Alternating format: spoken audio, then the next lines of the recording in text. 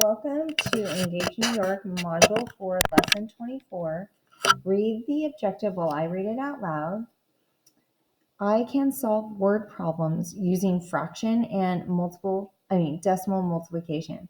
So we're going to use fractions and decimal multiplication in order to solve word problems. I think you're ready for this. But before we begin, let's go ahead and do a little fluency. This first little fluency activity is going to review lesson 21. So, question, how many halves are in one? How many halves are in one? Halves.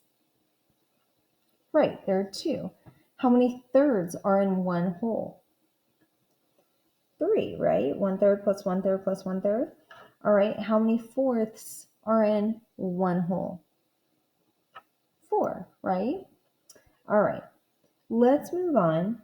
And I have 1 is equal to something over 10. What is that going to be? You're right. 10 over 10 is the same as 1 whole. Okay, I have 1 whole is equal to something over 100. What is it going to be? 100. Then I have 1 is equal to something over 1,000. What is that going to be? You're right. It's 1,000. 1,000 over 1,000 is still equal to 1. Now moving on here. 6 times a fraction is equal to 6. What is going to be in that numerator to make this number sentence true? You're right, it's 3. 6 times 3 over 3 is still 6 because 3 over 3 is still 1.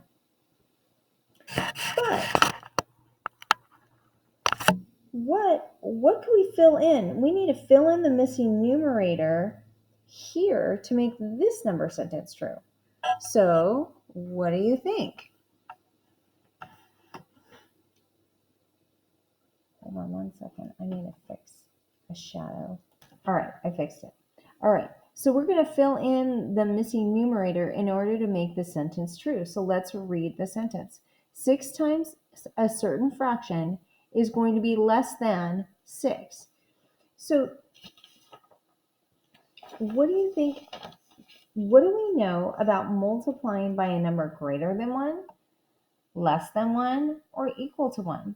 If it's equal to 1, our number stays the same, right? It doesn't change. Our factor remains the same. But our scaling factor is what has the ability to change our product, right? So 6 times a certain fraction is going to be less than 6. So our product is going to be less than what we started with. So what can we make this fraction in order that once we multiply it together, it will be less than 6? Well, anything less than 1, right? So 1/3, 2/3 is still going to give us a number less than 6. Then we have 6 times a fraction is going to give us a product less than 6. What do you think we should do? Well, we could even go 2/3. 2/3 would still be less than 6. And then how about one more? 6 times a fraction is going to give us a product less than 6. We could go a half. A half would work. Now, let's jump down here. 2 over a number times 5 is going to equal 5. What is our scaling factor? What should it be? How about, shouldn't it be 2 over 2? Because 2 over 2 is 1, and 1 times 5 gives us 5. Yes. Okay, here, 2 is on top, is in the numerator. What should our denominator be if we want our product, the product of this right here, to be less than the factor that we started with? Well, anything less than a whole, right, will give us a product less than our starting factor. Now, this time, And our final problem right here, 2 times something, 2 over something times 5 is going to make it greater than our starting factor. What should it be? How about 2 over 1? Right? Because 2 times 5 would give us 10, which would be bigger than 5, right? Okay, let's move on. We're almost done with this section. 4 times something. This is our scaling factor. 4 over something times 9 is going to give us a product less than 9. So what do you know? So our fraction has to be what? Less than 1 whole, right? So 4/5. 4/5 times 9 is going to give us a product that's less than 9. All right, let's go here. A fraction or a scaling factor times 8 is going to equal 8. It's going to be the same as 8. Well, it has to be 6, right? Because 6 over 6 is 1, and 1 times 8 is 8.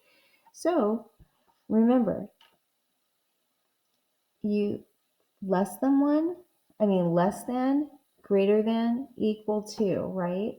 So our fraction has to be, if we're going to be less than, our fraction has to be less than 1. If it's going to be greater than, it has to be greater than 1. And if it's 1, it has to be equal to 1, right? Our scaling factors, I'm referring to our scaling factors. All right, last one. 5 over something times 7 is going to give us a product less than 7. Well, you could go 5/6 because that would be less than 1, right? So anything less than 1 is going to give us a product less than our starting factor, our original factor. Anything equal to 1, we're going to have the same product. Anything greater than 1, our product is going to be greater than our original factor. All right, moving on. Write fractions as decimals. So this is a review of lesson 23. 1/50th is equal to what over 100? So remember, you need to find the numbers. So remember, you're always trying to find tens, hundreds, and thousands, right? In order to change a fraction into a decimal.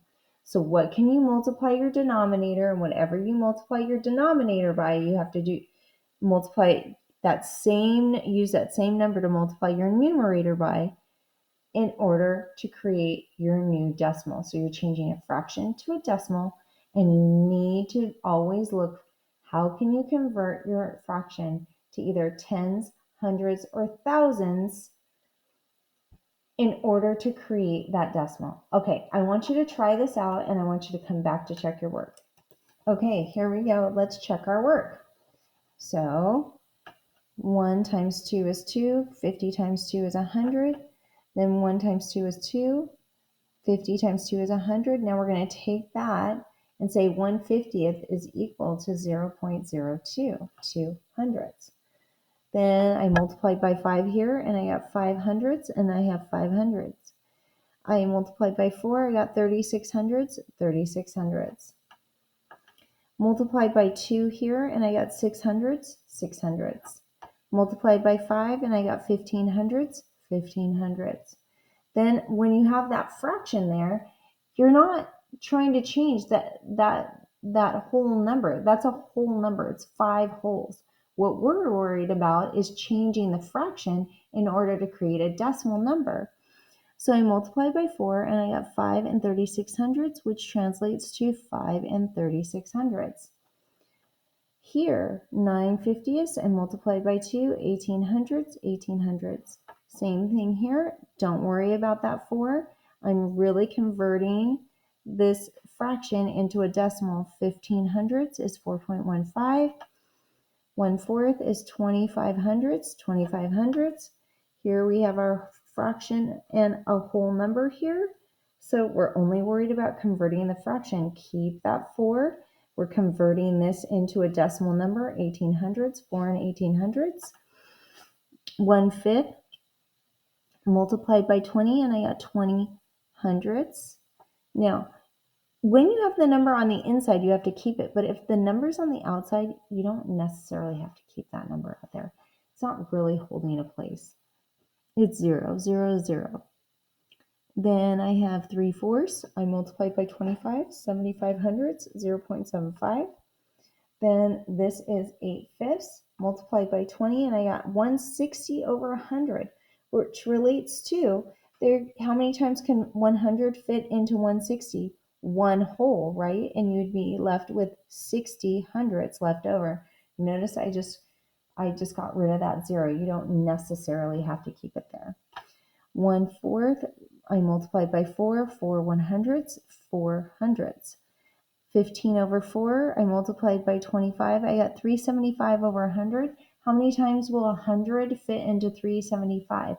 3 wholes and 75 hundredths left over. Excellent. Our last bit of fluency here is reviewing lesson 23. And we're going to our scaling factor. So we're thinking about 3 times something is equal to 3, right? What is the unknown whole number factor? Well, that's 1, right? Then we have 3.5 times an unknown whole number, right? A factor that's going to result in the same 3.5. Our product is going to remain the same as the factor we started with. So it would be 1 again. So if I have 4.2 times 1, what do I get? 4.2, right? Now, 7 3/100 times a number, a scaling number, is going to give us a number or a product less than what we started with. So, what do we have to do?